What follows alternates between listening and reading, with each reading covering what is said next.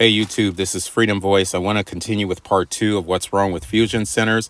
I want to look at that case, Carlee Russell case, through the lens of the fusion centers. I know we've all kind of made up our mind about Carlee Russell, but what I want to do is look at this case through the lens of the fusion centers basically spying on Americans. I realize that the whole Carlee Russell thing has really kind of been dragged through the mud. But I want to kind of back up and look at that surveillance camera footage that we saw of her driving on the highway there. If you'll notice, her car is going probably about 600 feet, maybe 1,000 feet. That's pretty much all we see. And I realize that they have weather cams and traffic cams set up all along the highways. So why are we just seeing this particular footage here? Why are we not seeing more footage? If she traveled the length of 6 football fields, how come we don't see that footage? And the second question, the biggest question that I've had, that I've been asking over and over and over again, how come we've never heard from Carlee Russell? You know, I do believe in the premise of innocent until proven guilty. And part of that is through listening to the actual defendant plead their case. If Carlee Russell is guilty, and I'm not doubting that, if she did lie, and I'm not doubting that yet, however, I would like to hear from her, not from her attorney, not from law enforcement. Because these are the same people that have lied in the past. And I'm kind of at a point where I just can't seem to trust what I hear over media, over news media agencies. So these are the questions that I have. I have many other questions surrounding this case, but I would ask a question to each person watching this video. What if this is one grand smear campaign? What if Carlee Russell is a high-profile TI, and because she crossed the line, somehow they enlist her family, law enforcement, her boyfriend, turn everybody against her, to the point to where nobody believes her. They believe only what they hear, because they hear so much that they can't open their mind or allow themselves to hear anything else. You know, I realized that we did see the lead investigator on the case, and he did tell us that there were several internet searches. But you and I know, as TIs, all of our data, all of our electronics are basically hacked. So that could be fabricated. That doesn't tell us anything. That doesn't tell me anything. And then the attorney, why would you need an attorney if you're just telling people I lied? These are questions that I'm asking. What if? It reminds me of the Sherri Papini case. Now, this Sherri Papini case is very, very similar to the Carlee Russell case.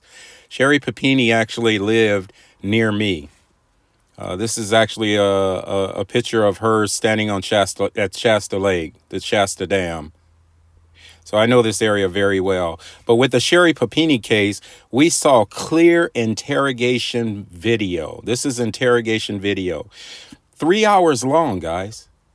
And you can hear the lead investigators there sitting on the right. Grilling Sherri Papini to the point to where they lead her right into a real confession with all of the evidence. We're talking DNA evidence. We're talking pictures. We're talking testimony from her ex-boyfriend. We're talking people in the past that basically came out and said, Sherri Papini, she's a compulsive liar. She lied back in high school. She lied, so on and so forth. I haven't heard anything like that with the Carlee Russell case. I would like more information, more than what I'm being told before I make my decision. With the Sherri Papini case, it was clear as day once they got done with all of this information that she had lied. She deserved to be thrown in jail and to throw the key away. I digress. I digress. I want to continue with part two of the document entitled What's Wrong with Fusion Centers? What's wrong with fusion centers?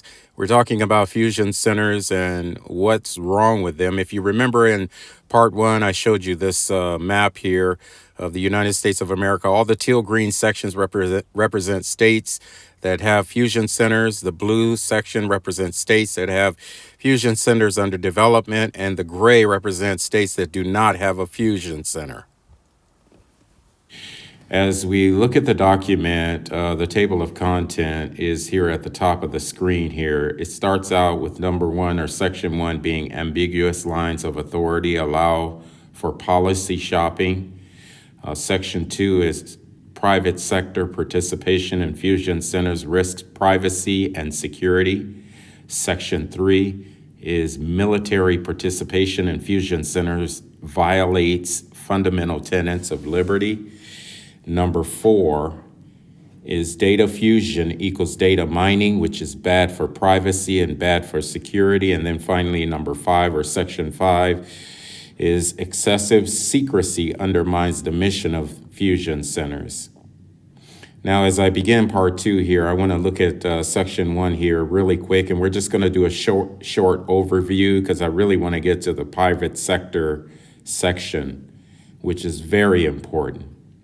It says one problem with fusion centers is that they exist in a no man's land between the federal government and the states, where policy and oversight is often uncertain and open to manipulation. There appears to be at least some conscientious effort to circumvent public oversight by obscuring who is really in charge of these fusion centers and what laws apply to them. Now, I want to highlight that part. It says again, I'm going to read it again here. It says there appears to be at least some conscientious effort to circumvent public oversight by obscuring who is really in charge of these fusion centers and what laws apply to them.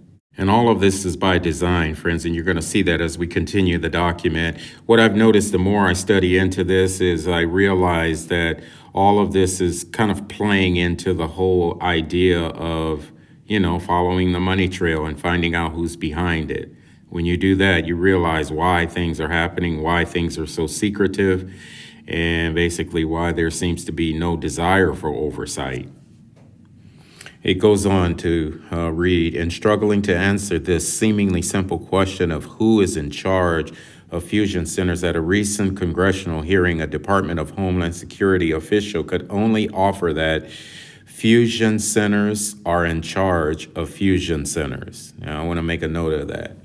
A congressional, at a congressional hearing, one Homeland Security official said fusion centers are in charge of fusion centers, and you could see that that's desire to circumvent oversight. One analysis reportedly described his fusion center as the Wild West, where officials were free to use a variety of technologies before politics catches up and limits options.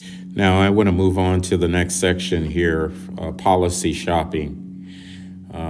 Policy shopping, I think that's important that we understand that. Again, I'm just going to deal with the first section under policy shopping here. It says the presence of representatives from federal, state, and local agencies at fusion centers and the ambiguity over who controls them can lead to the practice of policy shopping, in which officials pick and choose from overlapping sets of laws so they can collect and use personal information as freely as possible while avoiding privacy laws, open record acts, and civil liability.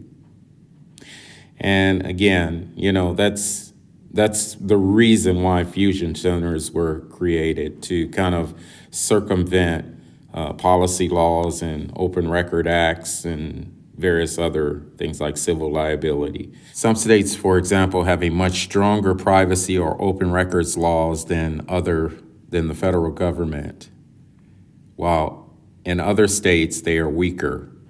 Fusion centers can manipulate who owns the records or where they are held to thwart public oversight. Again, I want to underline and kind of make note of this section here. Because again, what we're seeing is sort of a push to kind of circumvent or sort of hide from public oversight. That means that there's a lot of corruption going on.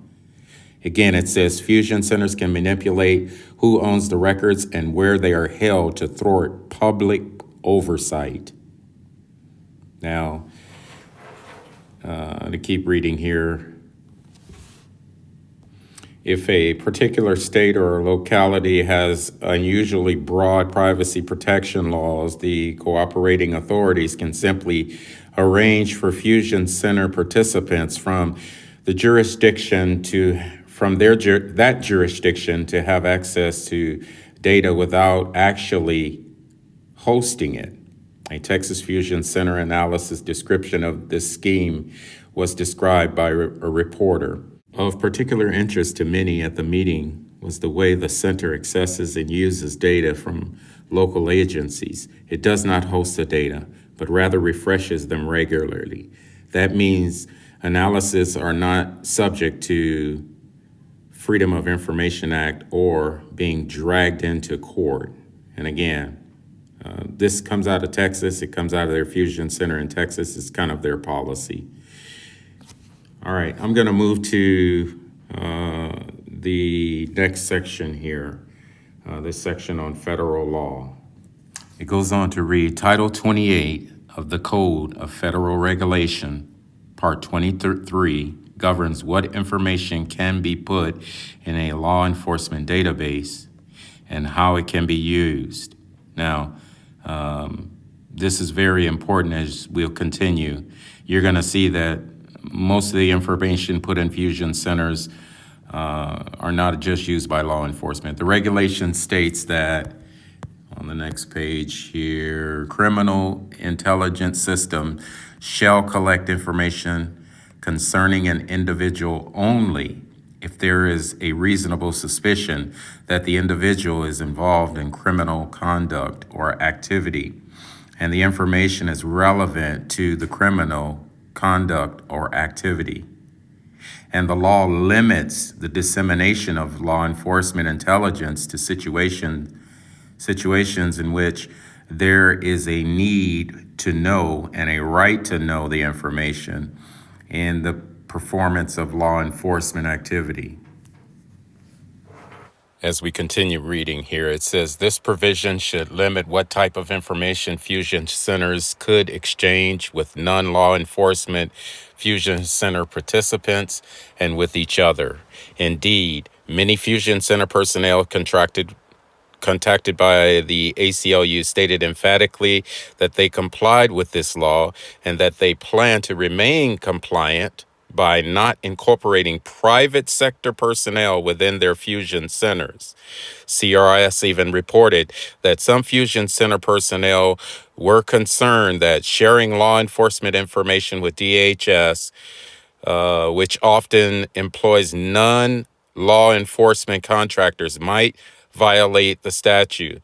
These law enforcement officers should be commended for their professionalism. Goes on to read, however, it is worrying that the federal guideline report does not account for this law when it advocates for the expanded scope of data to be collected at fusion centers. And indeed, as fusion centers start sharing databases, they appear to be looking for ways to circumvent these regulations. All right. So you can see that there's a push to kind of go beyond collecting data, local data, to collecting data on a federal level. It goes on to say a California Fusion Center representative complained that compliant tasks required to manage law enforcement data sharing regulations require an enormous amount of work, then suggested that by establishing memorandums of understanding with data sharing in mind, they can move data from one database to another without worrying about someone else's data warehouse policies. So you can see it's very clear here that these fusion centers are set up to basically spy on Americans, and they have such a wide range or wide ability to be able to collect data on individuals, and they're swapping data from one fusion center to another, from one organization to another. These individuals that are collecting data, they're not law enforcement, they're basically contractors, and they're handing this data over to individuals so that they can continue surveilling the person. And I want to show you how that factors into this whole surveillance thing under this next section called the private sector participation. All right, guys, here's the section that I really wanted to get through in the entire document. It's entitled The Private Sector Participation. You can tell by that title, Private Sector Participation. That spells gang stalking. Starts out reading, fusion centers are poised to become part of a wide-ranging trend of recent years in the United States, the creation of a surveillance industrial complex in which security agencies and the corporate sector join together in a frenzy of mass information gathering, tracking, and routine surveillance. Now, this is exactly what I've been driving at through this whole document, friends. You're going to see this whole surveillance industrial complex. That is, by definition, gang stalking.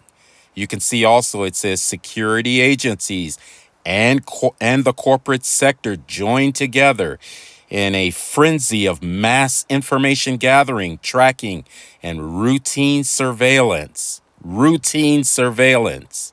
I mean, let these words sink in, guys. If you really read through just this section alone, you can see very clearly that this spells gang stalking. That's what this is all about. That's what the Fusion Center's purpose is. Surveillance, security agencies coming together, joining with private sector, a mass frenzy of information gathering, tracking, and surveillance. Okay, notice this section here. It says, one of the goals of fusion centers is to protect the nation's critical infrastructure, 85% of which is owned by private interests. And one of the value propositions justifying federal support for fusion centers is increased government access to non-traditional information sources.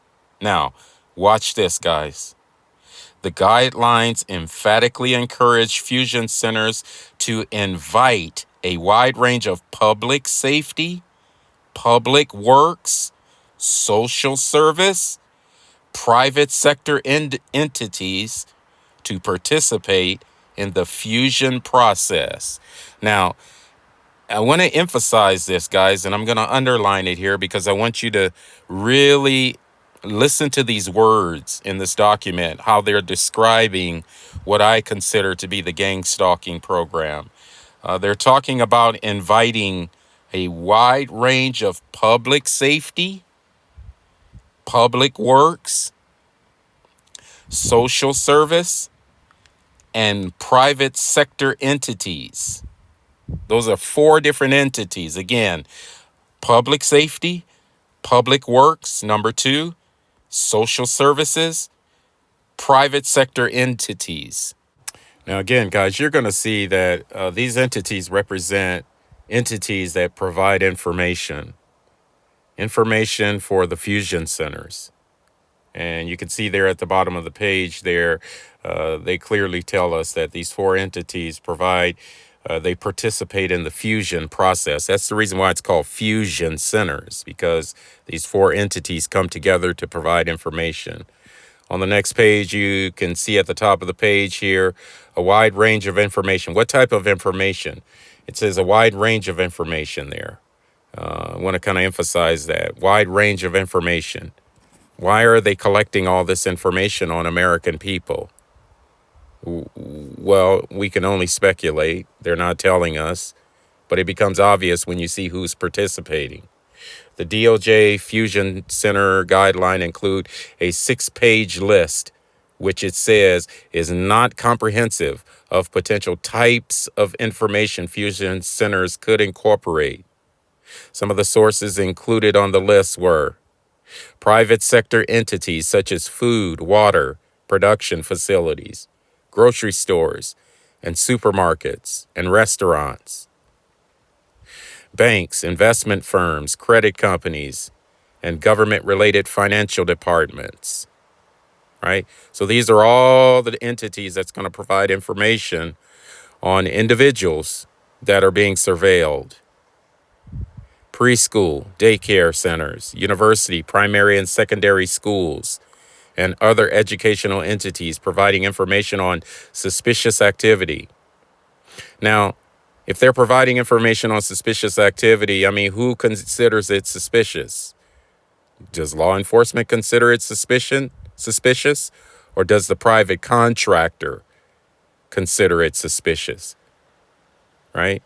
Fire and emergency medical services in both the public and private sector, such as hospitals and private EMS services, utility, electricity, and oil companies, Department of Energy, private physicians, pharmaceutical companies, veterinarians, the gaming industry, sports authority, sporting facilities, amusement parks, cruise lines, hotels, motels, resorts and convention centers, internet service and an email provider or email providers, the FCC telecom companies, computers, software companies, and related government agencies, defense contractors and military entities, the U.S. Postal Service, private shipping companies, apartment facilities, facility management companies. So your apartment facility management company is spying on you.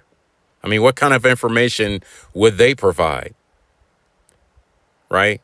They're providing gang stalking. They're perpetrators. Malls, retail stores, shopping centers, state and child welfare entities, government, public, and private transport entities such as airline and shipping companies. Now, again, friends, I mean, this represents information. It's a wide range of information, but it's also a wide range of individuals providing information. And they're providing information. Keep in mind, all of this information is provided to the Fusion Center. And who works in the Fusion Centers? Does law enforcement work there? No. Private contractors work there. They have security clearances, and they're collecting this data. Basically, Americans are spying on Americans. That's what the whole Fusion Center. This is the reason why this is so reminiscing of the COINTEL program. This is exactly what the COINTEL, but this is COINTELPRO on steroids, guys, because they're swapping data from one fusion center to the next fusion center. It's government funded. And not only that, the government has allowed them, because of their funding, to increase their data collection services to include federal services. So they're not just providing local information, they're providing information on you and I on a federal level. And this information is being housed there. They have vaults, data mining vaults, where they're collecting this data and keeping it for years to come. I mean, this stuff is obviously kept in computers. It's not actually kept in file cabinets, but it's on computers. But fact of the matter is they're collecting this data on each one of us. And this data is being used basically to spy and surveil on people. So I imagine this video is part of the data that's being collected on me, right? But I didn't write this document. This document was written by the ACLU. It's been written back in 2007. I believe it was 2007. And it clearly shows that there is a secretive program going on in the fusion centers to collect information, data, and to track and surveil people. And they provide personnel to surveil as well, including perpetrators from all of these different private entities, banks, investment, preschool, daycare centers, educational facilities, utility companies, private physicians, pharmaceutical companies. I mean, all of these individuals, or I should say entities rather, are providing information as well as individuals to track people. So you wonder when you walk into the doctor's office and it seems like they're involved. It's because they are. You walk into the bank and you feel like they're involved. It's because they are. You walk into the supermarket. You're there to shop and to buy food. You're not committing a crime. But you notice how you walk down one aisle and you got somebody following you on that aisle, and then the same person ends up at the checkout stand in front of you, right? And then the checker is checking you out, not checking your items, but checking you. It's because it's all connected, and it's all connected via the fusion centers. All right, guys, I'm going to end it here. We're going to continue this document at a later time.